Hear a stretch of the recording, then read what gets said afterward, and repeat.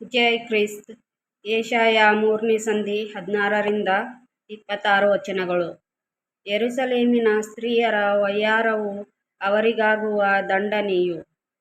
ಇದಲ್ಲದೆ ಯೆಹೋವನು ಹೀಗನ್ನುತ್ತಾನೆ, ಚೀಯೋನಿನ ಹೆಂಗಸರು ವಯ್ಯಾರವುಳ್ಳವರಾಗಿ ಕತ್ತು ತೂಗುತ್ತಾ, ಕಡೆಗಣ್ಣು ಹಾಕುತ್ತಾ, ಕುಲುಕಿ ಹೆಜ್ಜೆ ಇಡುತ್ತಾ, ಕಾಲುಗೆಜ್ಜೆ ಜಣಜಣಿಸುತ್ತಾ ನಡೆಯುವವರಾಗಿರುವುದರಿಂದ ಕರ್ತನಾದ ಯೆಹೋವನು ಅವರ ನಡುನೆತ್ತಿಯನ್ನು ಹುಣ್ಣಿನಿಂದ ಬಾಧಿಸಿ ಅವರ ಮಾನವನ್ನು ಬಯಲು ಮಾಡುವನು.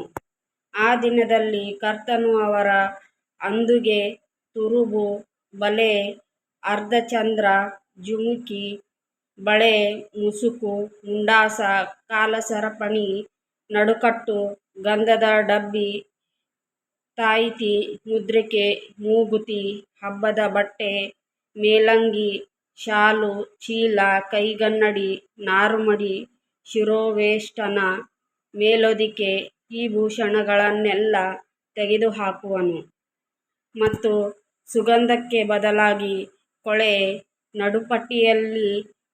ನಡುಪಟ್ಟಿಯಿದ್ದಲ್ಲಿ ಹಗ್ಗ, ಅಂದವಾಗಿ ಸೆಕ್ಕಿದ ಜಡೆಯ ಸ್ಥಾನದಲ್ಲಿ ಬೋಡು, ನಡುವಿನ ಶಲ್ಯಕ್ಕೆ ಪ್ರತಿಯಾಗಿ ಗೋಣಿಪಟ್ಟಿ, ಬೆಡಗಿಗೆ ಬದಲಾಗಿ ಬರೆ ಇವು ಆಗುವವು.